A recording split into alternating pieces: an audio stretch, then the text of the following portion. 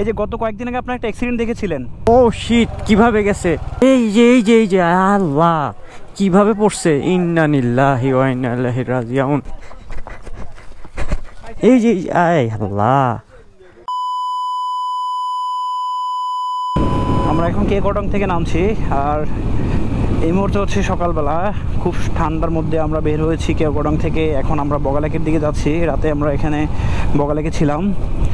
ভাই ভিউটা একটু দেখেন ভাই, আমেজিং। এই যে গত কয়েকদিন আগে আপনার একটা অ্যাক্সিডেন্ট দেখেছিলেন, আর সম্ভবত গাড়ি উল্টে পড়ে গেছে। ভাই চিন্তা করেন, এখানে বাইক পড়ে বাইকের রেলিং ভেঙে ফেলছে, রাস্তার ব্রেকেট ভেঙে ফেলছে।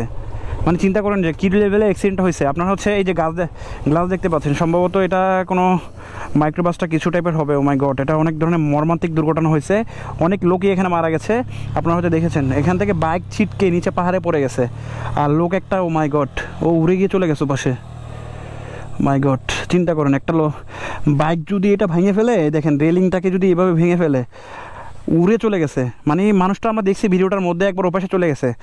আর দেখেন এখানে গাড়ির গ্লাসটা ভাঙা, মানে খুবই মর্মান্তিক দুর্ঘটনা হয়েছে। গাড়ির সামনে গ্লাস পড়ে আছে ওই যে। আসলে পাহাড়ে রাইড করার ক্ষেত্রে আমরা তো দেখেন আসলে আসি, সেফটি মেনটেন করার ট্রাই করি। এই যে দেখতে পাচ্ছেন, ও মাই গড, কি উঁচু, আর রাস্তাগুলো একটু ভয়ানক এখান দিয়ে। আসলে কেওক্রাডং খুবই ভয়ঙ্কর যদি আপনি সেফটি মেনটেন করে গাড়ি না চালান, গাড়ির রুলস, রাস্তার রুলস ফলো না করে গাড়ি চালান।